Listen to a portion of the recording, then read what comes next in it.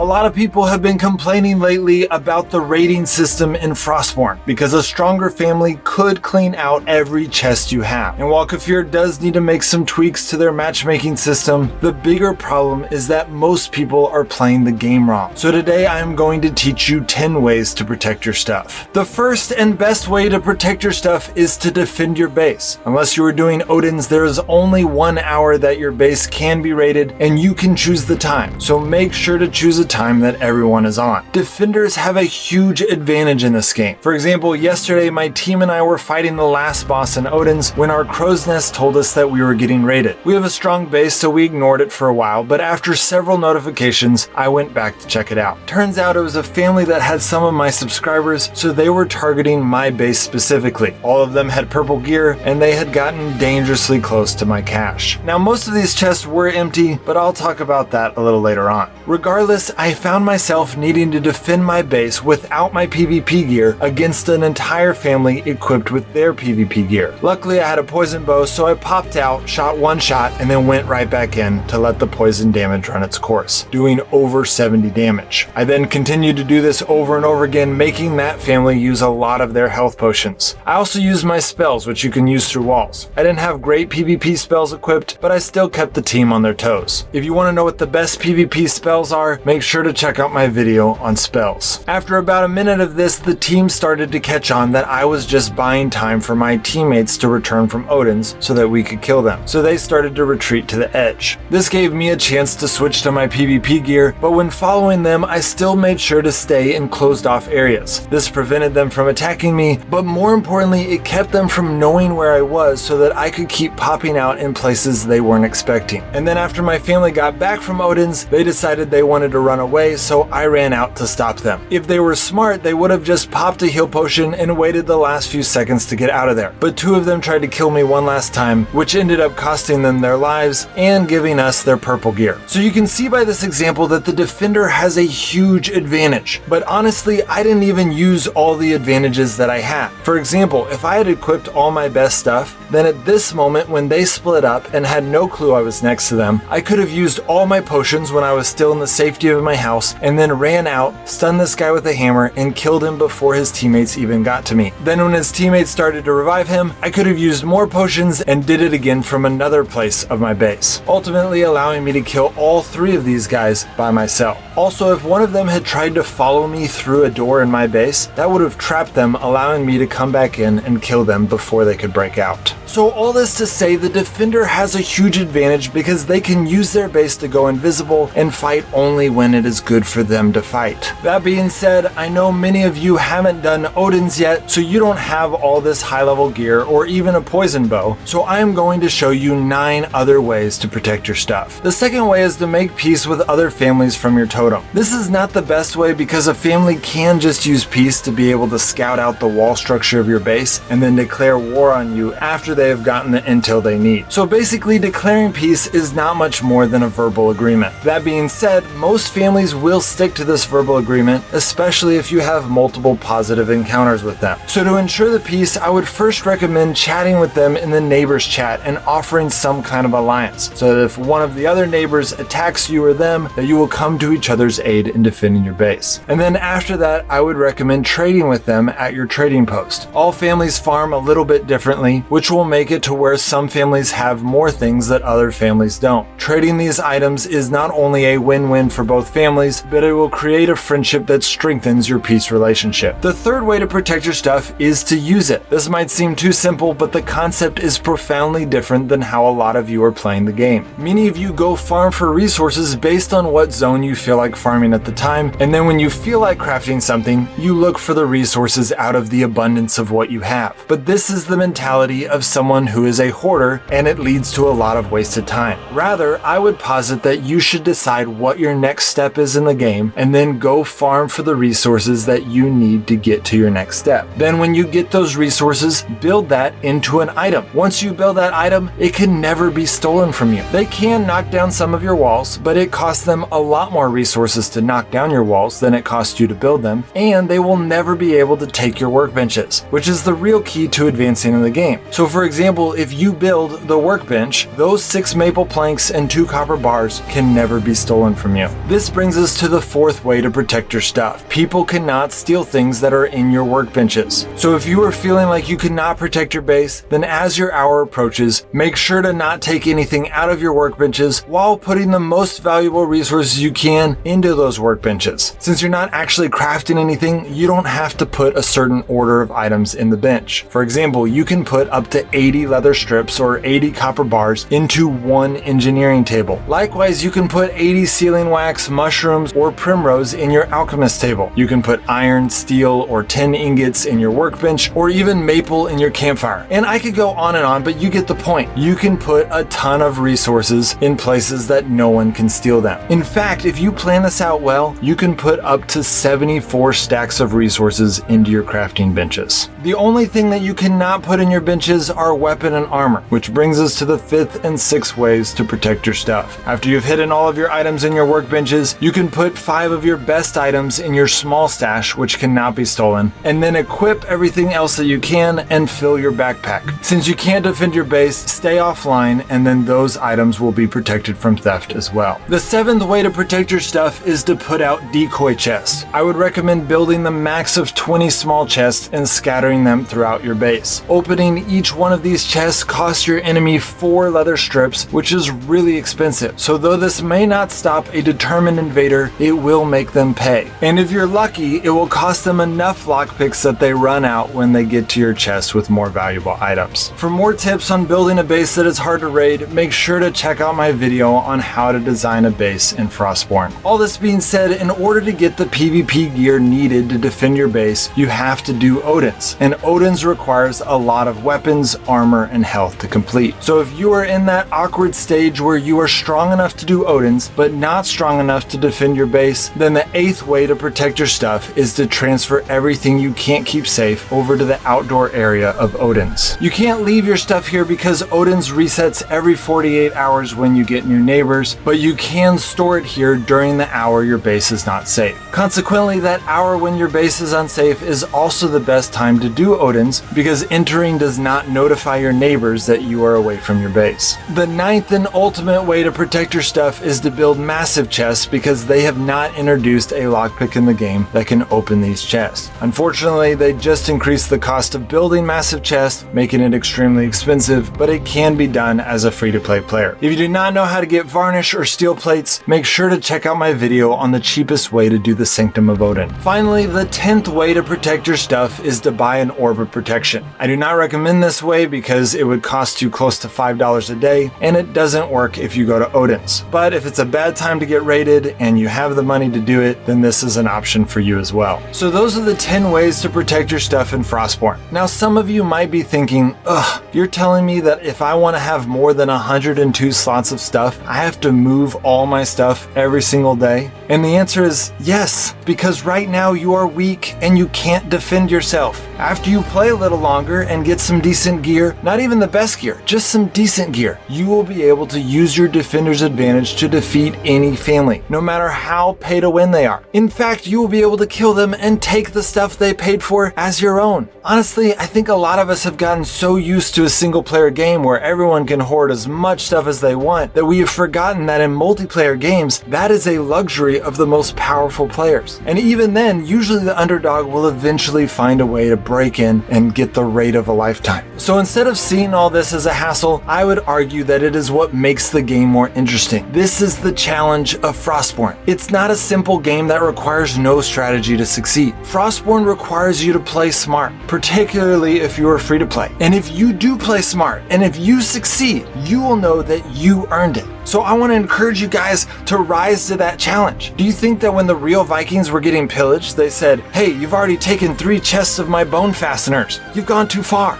No.